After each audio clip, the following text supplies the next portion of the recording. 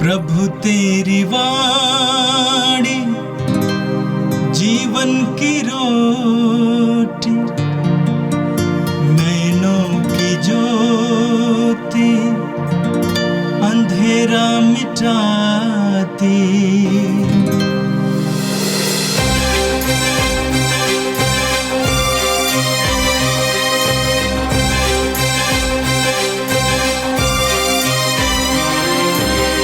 प्रभु तेरी वाणी जीवन की रोटी, नैनों की ज्योति अंधेरा मिटाती।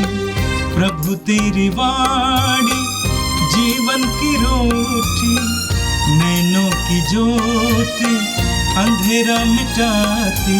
वाणी वाणी वाणी वाणी वाणी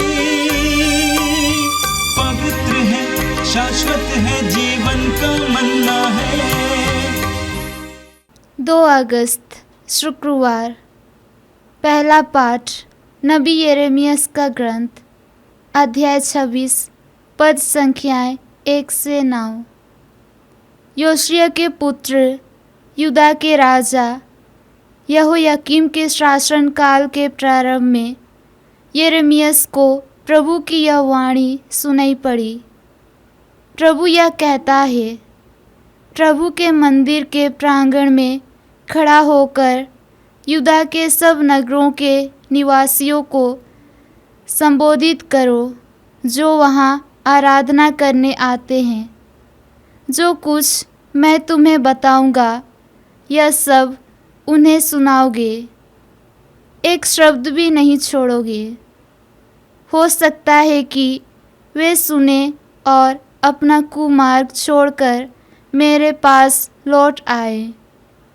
तब मैं भी अपना मन बदलकर उनके पापों के कारण उस पर विपत्ति भेजने का अपना विचार छोड़ दूंगा। इसलिए उनसे कहो, प्रभु यह कहता है, यदि तुम लोग मेरी बात नहीं सुनोगे और उस संहिता का पालन नहीं करोगे जिसे मैंने तुमको दिया है, यदि तुम मेरे सेवकों की उन नबियों की बात नहीं सुनोगे जिन्हें मैं व्यर्थ ही तुम्हारे पास भेजता रहा, तब मैं इस मंदिर के साथ वही करूँगा जो मैंने शीलोह के साथ किया, और मैं इस नगर की पृथ्वी के राष्ट्रों की दृष्टि में अभिशाप की वस्तु बना दूंगा। याजकों, नबियों और सभी लोगों ने प्रभु के मंदिर में यिर्मयाह का यह भाषण सुना। जब यिर्मयाह प्रभु के आदेश के अनुसार जनता को यह सब सुना चुका था, तो याजक, नबी और सब लोग यह कहते हुए उस पर टूट पड़े, तुमको मरना ही होगा।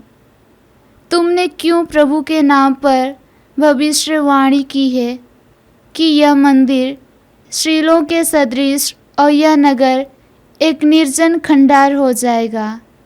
सब लोगों ने प्रभु के मंदिर में यिर्मयाह को घेर लिया।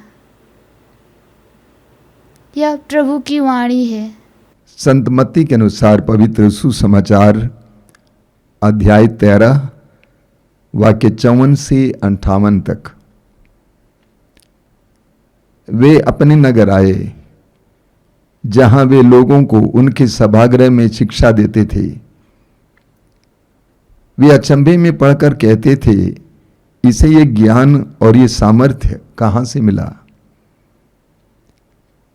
क्या ये बढ़ई का बेटा नहीं है? क्या मरियम इसकी मां नहीं? क्या याकूब, यूसुफ, सीमोन और यूदस इसके भाई नहीं? क्या इसकी सब बहनें हमारे बीच नहीं रहती? तो ये सब ज्ञान इसे कहां से मिला? पर वे ईसा में विश्वास नहीं कर सके। ईसा ने उनसे कहा, अपने नगर और अपने घर में नबी का आदर नहीं होता। लोगों के अविश्वास के कारण उन्होंने वहां बहुत कम चमत्कार दिखाए। यह प्रभु का दिव्य सुसमाचार है। ख्रिस्त प्रभु की जय। मेरे प्रिय भाई और बहनों, आज का पहला पाठ नबी यिर्मयाह के ग्रंथ के अध्याय 26 से लिया गया था। एक नबी का जीवन कितना कठिन था, यह हम पुराने विधान से समझ पाते हैं। आज भी एक नबी का जीवन कितना कठिन है, जो ईश्वर के लिए बोलता है, जो ईश्वर के राज्य के लिए खड़ा रहता है, जो ईश्वर के राज्य के मूल्यों के लिए खड़ा रहता है, जो ईश्वर के राज्य की स्थापना करने के लिए प्रयास करता है, उन सबके लिए जीना कितना कठिन होता है हम जानते हैं। आज ऐसे कितने ही लोग हमारे ही देश के जेलों में बंद है, ये हम सभी जानते हैं। ऐसे लोगों को चुप कराया जाता है क्योंकि मनुष्य वही सुनना चाहता है जो उसे पसंद आए। मनुष्य वही सुनना चाहता है जो उसके लिए फायदेमंद है, लाभप्रद है, उसको अच्छा लगे। लेकिन ईश्वर ने नबी यिर्मयाह से कहा, नहीं, तुमको लोगों के सामने बोलना है। प्रभु ने कहा, प्रभु के मंदिर के प्रांगण में खड़े होकर यूदा के सब नगरों के निवासियों को संबोधित करो जो वहां आराधना करने आते हैं। जो कुछ मैं तुम्हें बताऊंगा यह सब उन्हें सुनाओगे, एक शब्द भी नहीं छोड़ोगे। हो सकता है कि वे सुने और अपना कुमार्ग छोड़कर मेरे पास लौट आए। और इसीलिए नबी ने उनको वचन सुनाया। नबी ने क्या कहा? प्रभु ये कहता है, यदि तुम लोग मेरी बात नहीं सुनोगे और उस संहिता का पालन नहीं करोगे जिसे मैंने तुमको दिया है, यदि तुम मेरे सेवकों की, उन नबियों की बात नहीं सुनोगे जिन्हें मैं व्यर्थ ही तुम्हारे पास भेजता रहा, तब मैं इस मंदिर के साथ वही करूंगा जो मैंने शीलो के साथ किया, और मैं इस मंदिर को पृथ्वी के राष्ट्रों की पृथ्वी में अभिशाप की वस्तु बना दूंगा। नतीजा सुनिए, नतीजा क्या है?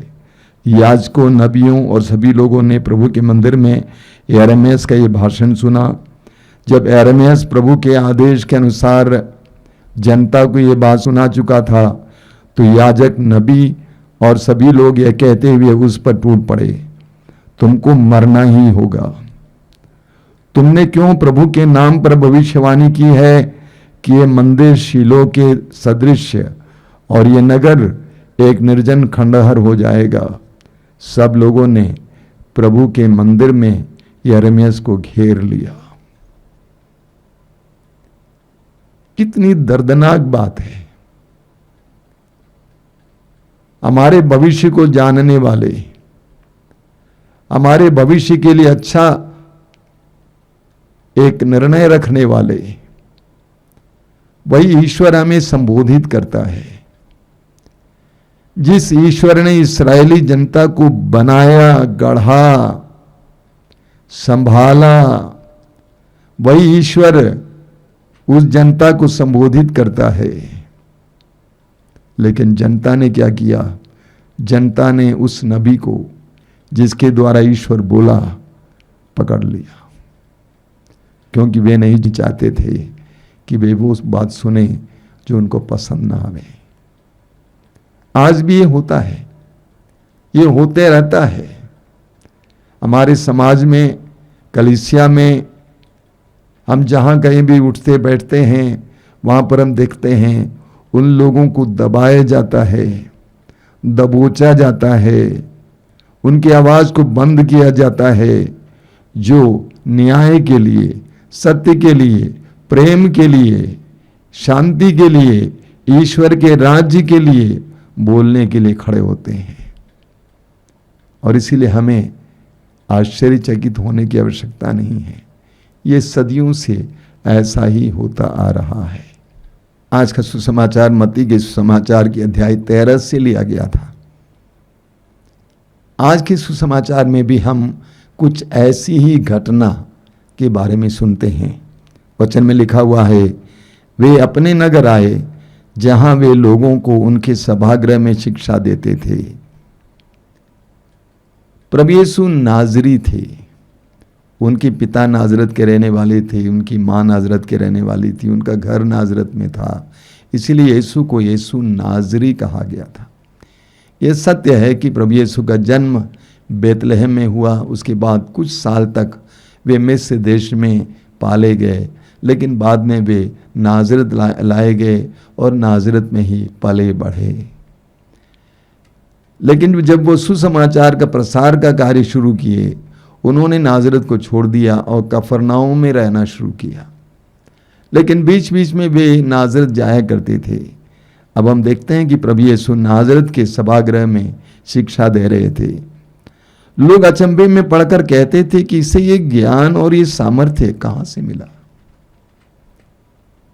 यीशु को ये ज्ञान और ये सामर्थ्य कहां से मिला।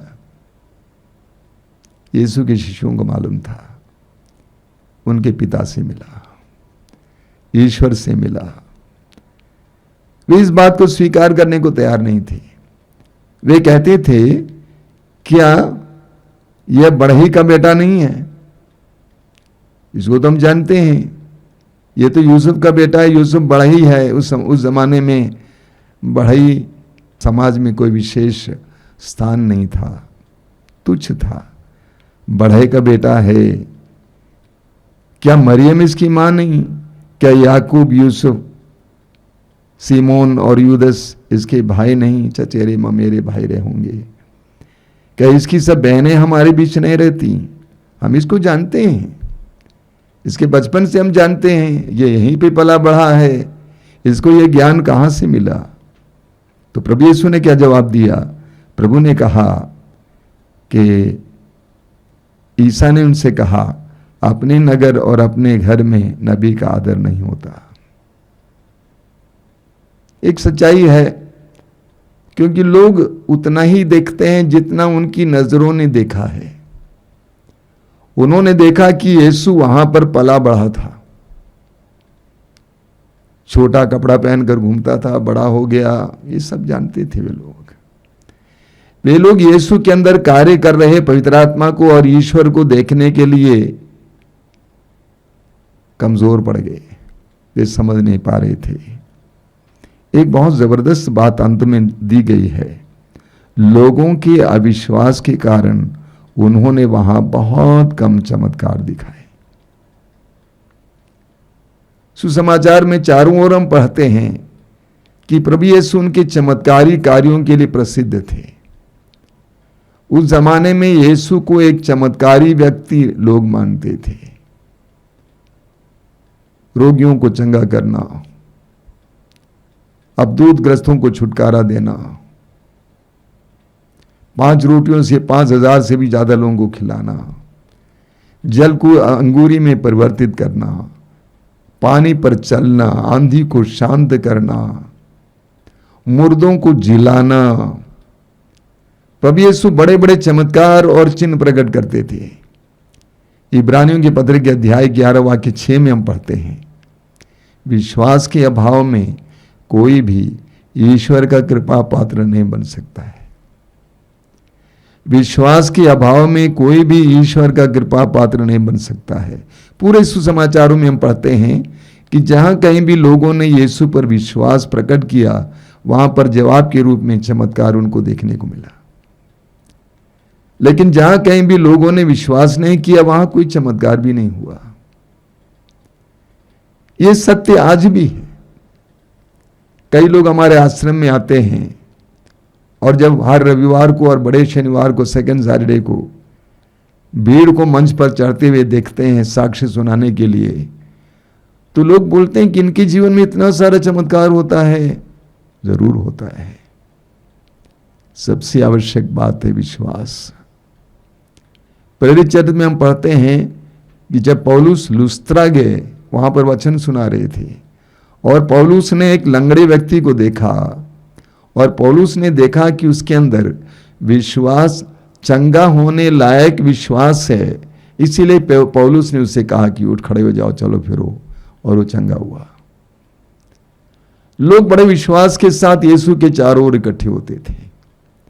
साधारण लोगों में यीशु पर बहुत विश्वास था, लेकिन यीशु के ही गांव के लोगों में यीशु पर विश्वास नहीं था, क्योंकि यीशु को उन्होंने एक मनुष्य के रूप में ही देखा। उनके अंदर क्रियाशील पवित्र आत्मा या ईश्वर के कार्य को इन्होंने देखा नहीं, जिसके कारण यीशु वहां पर कोई चमत्कार नहीं कर पाए। मेरे प्रिय भाई और बहनों, कई विश्वासियों और मसीहियों में मैं ये देखता हूं, वे कई वर्षों से विश्वासी हैं, प्रभु में हैं, लेकिन उनके अंदर ऐसा विश्वास नहीं है कि उनके जीवन में प्रभु चमत्कार और चिन्ह प्रकट करें। विश्वास के अभाव में कोई भी ईश्वर का कृपा पात्र नहीं बन सकता है। जब हमारा विश्वास बढ़ता है, वैसे वैसे हमारे जीवन में प्रभु के चमत्कार बढ़ते हैं। आइए हम प्रार्थना करें। प्रभु यीशु, धन्यवाद देते हैं सुंदर समय के लिए, आज के दिन के लिए धन्यवाद देते हैं, तेरे पवित्र वचनों के लिए धन्यवाद देते हैं, और हम तुझसे प्रार्थना करते हैं जिस तरह शिष्यों ने तुझसे प्रार्थना की, उसी तरह प्रभु हमारे विश्वास को बढ़ाइए। प्रभु हमारे विश्वास को बढ़ाइए। हमारे अंदर विश्वास जरूर है, लेकिन उसको बढ़ाइए, ताकि हम अपने जीवन में तेरे चमत्कार और चिन्हों को देख सकें।